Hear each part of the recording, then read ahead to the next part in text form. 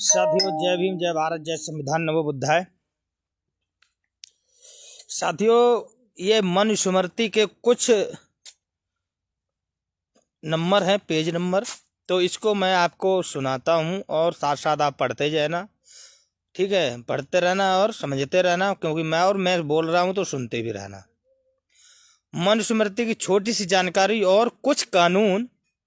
Manusmriti 100 number पर के अनुसार पृथ्वी पर जो कुछ भी है वह ब्राह्मणों का है। ठीक है। दूसरे नंबर पर मनुस्मृति 101 के अनुसार दूसरे लोग ब्राह्मणों की दया के कारण सब पदार्थों का भोग करते हैं। ओके। 3 नंबर पर मनुस्मृति 11/11/127 के अनुसार मनु ने ब्राह्मणों को संपत्ति प्राप्त करने के लिए विशेष अधिकार दिया है।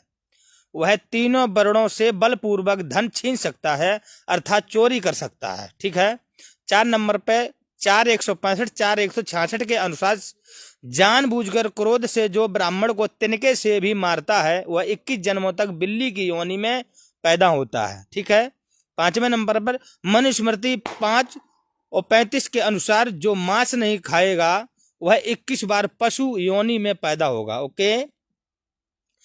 6 नंबर पे मनुस्मृति 64 श्लोक के अनुसार अछूत जातियों के छूने पर स्नान करना चाहिए। ओके।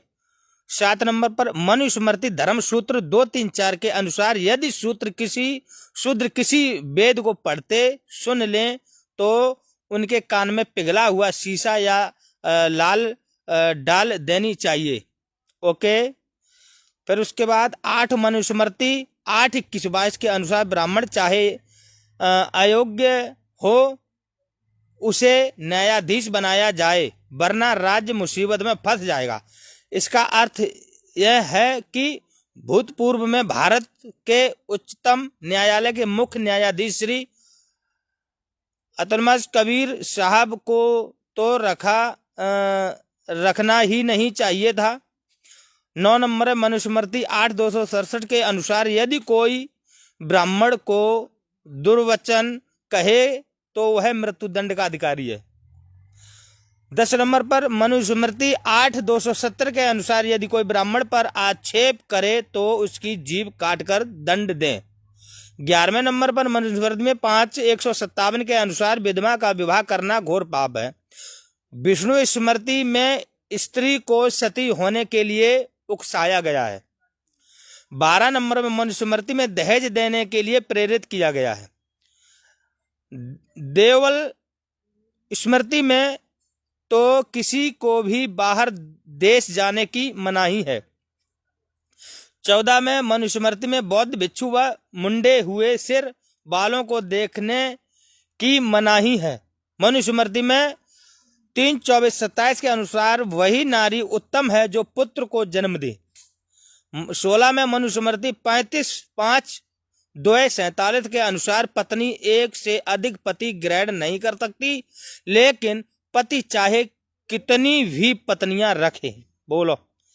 फिर 17/1/10-51-52 बोधयान धर्मसूत्र 246 शतपथ ब्राह्मण 5/2-3-14 के अनुसार जो स्त्री अपुत्रा है उसे त्याग देना चाहिए। बोलो। 18 मनुस्मृति 6/6-4-3 के अनुसार पत्नी आजादी की हकदार नहीं है। फिर उसके बाद 19 मनुस्मृति शतपथ ब्राह्मण 9/6 के अनुसार केवल सुंदर पत्नी ही अपने पति का प्रेम पाने की अधिकारी है। बोलो। बृहदारण्यक उपनिषद 4/7-6-4-7 के अनुसार अगर पत्नी संबंध करने के लिए तैयार न हो तो उसे खुश करने का प्रयास करो, यदि फिर भी ना माने तो उसे पीट पीट कर बस में करो, तेरी ऐसी तैसी मारे। फिर 21 में मैत्रायणी संहिता 3/8-3 के अनुसार नारी अशुभ है। यज्ञ के समय नारी कुत्ते व शूद्र ओबीसी को नहीं देखना चाहिए, अर्थात नारी व शूद्र कुत्ते के समान है, तेरी ऐसी तैसी मारे सुअर। फिर उसके बाद 22 में मनुस्मृति 1 और 10 और 11 के अनुसार नारी तो एक पात्र बर्तन के समान है। यह जानकारी हिंदू ब्राह्मण धर्म ग्रंथों से लिया गया है। जिसे कोई संदेह हो वह हिंदू विविधतावादी धर्म को पढ़ सकते हैं। साथियों, अब आप हमें यही बताओ, ये मनुस्मृति है जिसको वो वेद में ये लोग पागल बन के घूमते हैं, जो माताएं बहनें ज्यादा पागल बनी घूम रही हैं कि यहाँ कथा, यहाँ भागवत, वे गुरुजी, ये मंत्र, वे देवी, वे देवता, तुम्हारे बारे में इस मनुस्मृति में ऐसे ऐसे श्लोक पिले पड़े हैं। तो आप लोग क्या कहना चाहेंगे मैया बहने, और क्या कहना चाहेंगे ओबीसी एसटी एससी के लोग?